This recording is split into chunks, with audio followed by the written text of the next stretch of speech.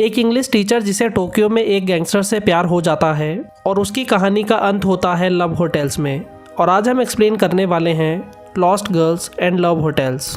Movie की शुरुआत में हम मार्गरेट को कहीं जाते हुए देखते हैं और वो देखती है कि कोई उसका पीछा कर रहा है।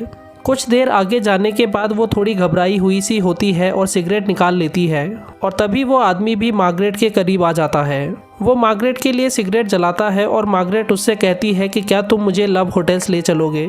और इतना कहते ही हम फ्लैशबैक में चले जाते हैं जहां हम मार्गरेट को एक फ़्लाइट अटेंडेंट अकेडमी में देखते हैं और वो वहां स्टूडेंट्स को इंग्लिश प्रोनाउंसिएशन सिखाती थी।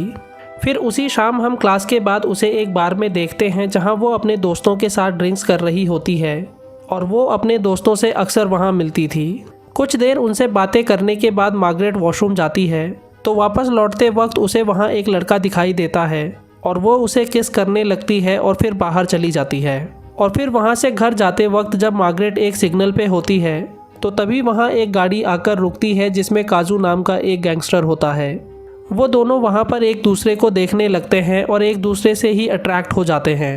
कुछ देर बाद काजू वहां से निकल जाता है और मार्गरेट भी अपने घर चली जाती है। फिर हम मार्गरेट को किसी और बार में देखते हैं जहां वो ड्रिंक्स करते हुए एक लड़के को देख रही होती है। वो लड़का भी मार्गरेट को देखने लगता है और फिर हम उन दोनों को एक होटल रूम में देखते हैं। वो दोनों एक दूसरे को सिड्यूस करने लगते हैं और मार्गरेट अपने गले में उसकी बेल्ट लगाकर उससे कहती है कि इसे खींचो।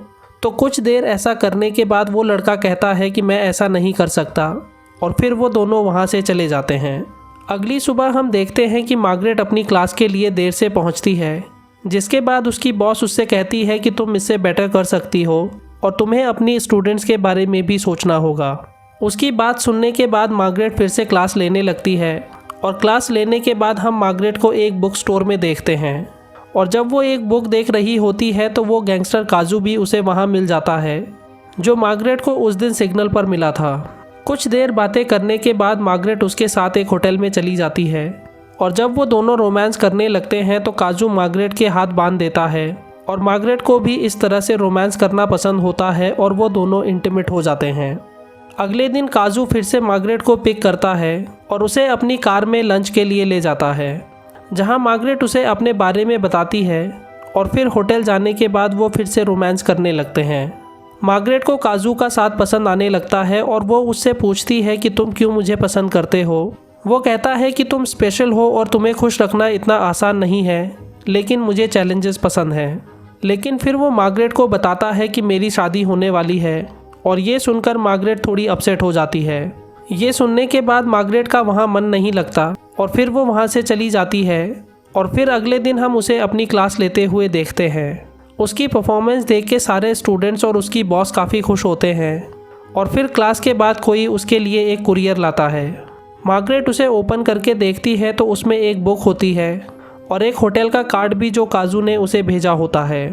और अगले ही सीन में हम उन दोनों को फिर से होटल में देखते हैं और जब मार्गरेट उससे पूछती है कि क्या तुम अपने होने वाली बीबी से प्यार करते हो तो काजू उसे कोई जवाब नहीं देता और वो दोनों फिर से रोमांस करने लगते हैं। और फिर उसी शाम हम मार्गरेट को अपने दोस्त लियाम के साथ देखते हैं और आज वो अपनी मंगेतर को भी अपने साथ लाया होता है। वो लोग वहाँ ड्रिंक्स करके खूब सारी मस्ती करते हैं और फिर वहाँ से चले जाते हैं। और अगली सुबह जब मार्गरेट अपनी जॉब के लिए जाती है तो काजू उसे उसकी एकेडमी के बाहर मिलता है और मार्गरेट से कहता है कि आज हम कहीं जाने वाले हैं तो क्या तुम मुझे आज का दिन दे सकती हो। मार्गरेट पीछे अपने स्टूडेंट्स को देखकर उसे अवॉइड करने की कोशिश करती है, लेकिन काजू के कहने पर वो उसके साथ चली जाती है। जिसके बाद वो दोनों एक ट्रेन लेते हैं और काजू मार्गरेट को जापान की एक जगह ले जाता है जिसे बुद्धाज रूम कहते हैं। वो मार्गरेट से कहता है कि इस जगह आकर तुम्हारा नया जन्म हो सकता है और अगर तुम चाहो तो अपने पास्ट को भी पीछे छोड़ सकते हो। जिसके बाद मार्गरेट उस जगह को टच करती है और फिर वो दोनों ट्रेन से वापस जाने लगते हैं। और जब मार्गरेट ट्रेन में सो रही होती है तो काजू उसे वहीं छोड़कर चला जाता है और मार्गरेट के ट्रेन से उतरने के बाद जब वो यहाँ वहाँ देखती है तो उसे कोई नहीं मिलता और वो परेशान हो जाती है। और फिर जब वो अगले दिन एकेडमी पहुँचती है तो हम देखते हैं कि उन्होंने मार्गरेट की जगह किसी और को जॉब पे रख लिया होता है। जिसके बाद मार्गरेट की बॉस उसकी फाइनल पेमेंट करती है और फिर मार्गरेट वहाँ से उदास होकर चली जाती है। बाहर आने के बाद उसे कुछ समझ नहीं आता कि वो क्या करेगी और फिर हम उसे अपनी फ्रेंड के साथ रूम में देखते हैं। उसकी फ्रेंड भी उसे बताती है कि मैं जापान छोड़कर जा रही हूँ, और मार्गरेट का दुख ये सुनने के बाद और भी ज़्यादा बढ़ जाता है और उसे ऐसा लगने लगता है कि जैसे सब कुछ एक एक करके छूटता जा रहा है। और इसके बाद वो अपने गमों को भुलाने के लिए लव होटल्स में जाने लगती है और हर रोज़ अलग अलग लोगों के साथ रोमांस करती है। फिर कुछ दिनों बाद जब वो कहीं जा रही होती है तो उसे काजू और उसकी फैमिली दिखाई देते हैं, और वहीं वो काजू की होने वाली बीबी को भी देखती है। फिर सबके जाने के बाद जब काजू वहाँ से जाने लगता है तो मार्गरेट भी उसका पीछा करती है और उसके पीछे पीछे एक होटल तक पहुँच जाती है। और जब वो काजू को यहाँ वहाँ ढूंढने लगती है तो वो उसे अपने साथ एक रूम में ले जाता है और कहता है कि तुम्हारा मेरे साथ रहना डेंजरस हो सकता है। तो मार्गरेट कहती है कि मैं हमारे बारे में किसी को नहीं बताऊंगी।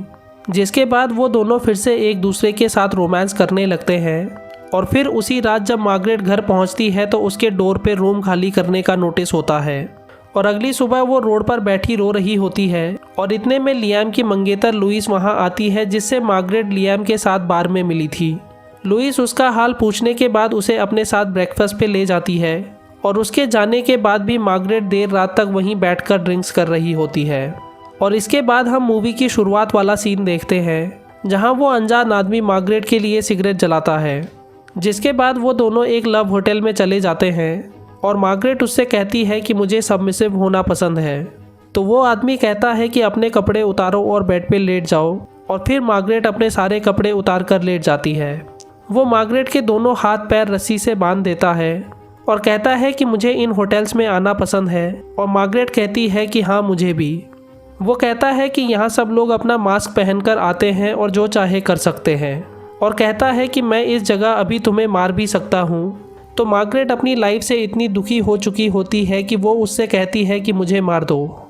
ये सुनकर वो आदमी थोड़ा हैरान हो जाता है, और जैसे ही वो मार्गरेट को कुछ करने वाला होता है तो मार्गरेट उस पल को याद करती है जब वो बुद्धा के रूम में गई थी, और तभी वो देखती है कि कोई उस आदमी को मार रहा होता है।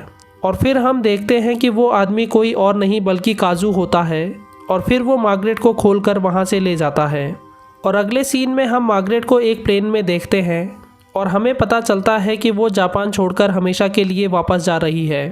तभी काजू का भी उसे फ़ोन आता है, और मार्गरेट उससे कहती है कि तुम बुद्धा के रूम के बारे में बिल्कुल सही थे, और अब मैं वो सब महसूस कर सकती हूँ।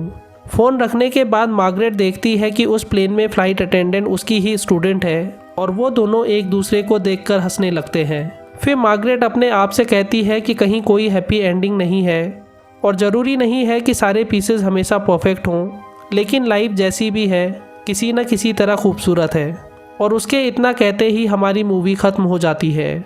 दोस्तों, आपको ये वीडियो कैसी लगी हमें कमेंट सेक्शन में ज़रूर बताइए। वीडियो को लाइक और चैनल को सब्सक्राइब ज़रूर कर दीजिएगा।